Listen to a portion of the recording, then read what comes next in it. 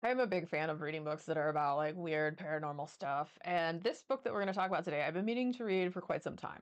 And that is episode 13 by Craig DiLouie. And this is about this paranormal research team. They're kind of like ghost hunters and whatnot. And they're going to investigate this old mansion. It used to be called the Wright Mansion, and then it was taken over in the 70s by this paranormal research group.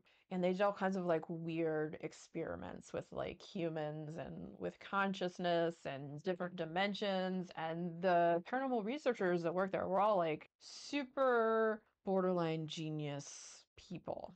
One day they all disappeared and no one knows whatever happened to them. There were police reports that were filed, and they did try to like look into and find out what happened to them, but then there was a flood in like 1985 and all those records got destroyed. So there's no records. This place has never been investigated, but the crew of the show Fade to Black is going to get the chance to go and investigate it. And they're going to be the first and pretty much only people who are going to investigate it, because after they investigate it, it's being torn down, which is the only reason they're even being allowed in there in the first place. You know, if they think maybe they'll find something, maybe they won't. Who knows? So you have this 5-person team. You have Matt Kirkland and his wife Claire. Matt got into the paranormal and stuff because when he was a kid, when he was 8 years old, he moved into this house with his mom and he had this imaginary friend. Her name was Tammy. And then when he started talking about Tammy around the mom got super weird and was like yelling at him and giving him a hard time and all this stuff.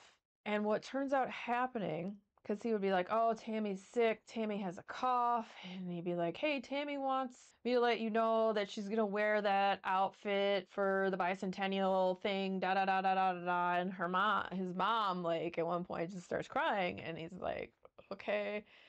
Well, it turns out Tammy was her mom's friend who had died when she was 9. And so that kind of sparked Matt's interest into a lifelong fascination with the paranormal. So he's like the leader of the group. Claire is a physicist. She feels kind of like ghost hunting and all this is below her, like the paranormal is beneath her, especially with like what she went to school for and all that stuff. And she kind of wants to leave and not do this anymore. And she's trying to figure out how to tell the team and how to tell her husband about this. All right, and so then you have the camera guy, and then you have the audio specialist, and then you have this other girl who's another host. She's an actress, so she doesn't really have a background in paranormal and doesn't really believe a whole bunch of it either. So her name is Jessica, but her real name's actually Rashida, but she has a stage name and she goes by Jessica. And then you have Kevin Linscott, and he's the tech manager. He's also a retired police officer, and he once saw a demon. So that kind of like pushed him a little bit into the paranormal. And then the other guy is Jake, and Jake Wolfson is the camera guy. So Kevin's the audio dude, Jake's the camera dude. Jake, I don't know if it ever really said if he had any paranormal experiences or not. He just, he does the job. And so you have this team of people, and they're going into find out and see if they can figure out what happened to these scientists. And so they go there and they set up their shop and they have a base in one of the rooms. And at first, they don't really find anything. There's the one room where people have reported activity, like seen an entity of this woman and da da da da da. And so they set up these trigger objects. They have a bunch of different things. I forget. It's like a doll and a playing card and just stuff that maybe the ghost might interact with. So at some point, it seems like their stuff was interacted with, but was it really? And then it turns out, no, it wasn't. It was one of their crew that did it and messed with it. So then they like start fighting amongst each other because nothing's really happened. They haven't really like they felt vibes of stuff, like something feels effed up here, but then nothing was happening. And then one of the guys was like, we should really like check out the basement because that's supposedly where all the experiments happened that the Paranormal Research Foundation was doing. And then Claire starts digging into the files of the researchers and stuff. And so one of the crew faked something happening with the trigger object, so that didn't happen, but they're all up there and they're arguing, and then all of a sudden this weird like hippie music starts playing and they're like, what the F, where is that coming from?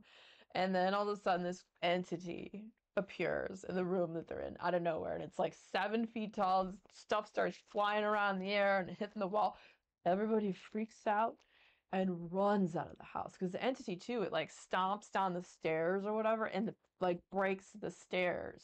Okay, so now Claire is like what the because she never didn't really believe either, because she was the debunker. She would just debunk stuff all the time, be like, no, this didn't happen because there was this, that. So she's kind of like Miss Poopy Pants. But she's like, what was that? Was that a joke? Is this for real? Like, is this even like possible? The amount of energy it would take for that entity to like break those stairs and stuff. Because they like left, all of them left. They got in the car and they took off and they went to the bar. And they had been filming all this stuff because, you know, this is for a show. This is supposed to be episode 13 for the Paige Black show. And so they watch it back, and yeah, that sure as crap actually happens. So Jess decides she's not going back because she's scared. And she has a 4-year-old son, so she's like, I don't want to get back into this. This is scary. I'm running around with crazy white people. And now something I didn't really believe was real seems to be real. So she just says she's not going to come and go back. But everyone else is like, we have to go back. We have to see what this is. And even Claire, because she's like, if this is actually real, this could be one of the greatest discoveries ever. And so they go back. And stuff gets weirder and weirder. She starts digging into the files, and she finds these files that are written about each one of them. And it's like their biggest insecurities that they've probably never told anyone. And it's written like the doctors from the Paranormal Research Foundation who used to live there had written them or something like that. And then so Claire goes and shows everyone these, and she's reading them. She's like, who did this? This is not a funny joke. Ha ha ha ha. But no one did it. It seems like maybe the doctors are writing from a paranormal dimension. And then they go down in the basement. And they go down in this well, which they find some like weird occult symbols down there and different stuff.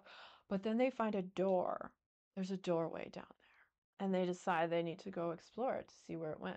And it turns out there's like some weird labyrinth down there that may be man-made, or maybe it's the spirit that made this.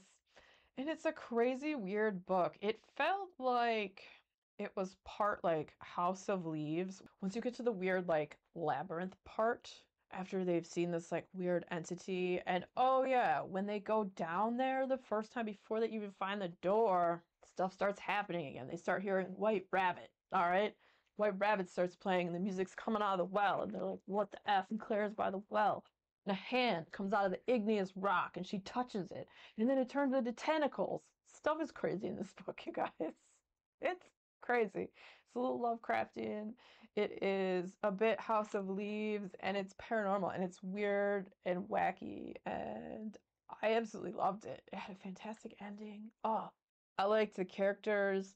I liked the effed up stuff that happened. I liked the stuff they talked about that was like, that's been actually used in paranormal stuff and different shows, and then stuff that I've read lines up with what people actually do. I mean, the story is absolutely, obviously fantastical and something that isn't something that actually happened because it's, you know, fiction. But man, it was so good. I would highly recommend it if you haven't read it. If you like paranormal, super weird, like occult-ish ghost type stories, it's awesome. I should have read it sooner. It's been sitting on my shelf for like a year. So, you know, what can you do? I don't think I've read any other fictional books that have done a paranormal story as well. At least not currently. I'm sure there's plenty out there. But anyways, if you like weird paranormal occult type stories, episode 13 by Craig DiLouie might just be for you. And this is my first book by this author, and I definitely want to read more by him. And if you enjoyed hanging out today, hit that subscribe button, come back, see me again, and we'll talk about more bookish things and weird stuff.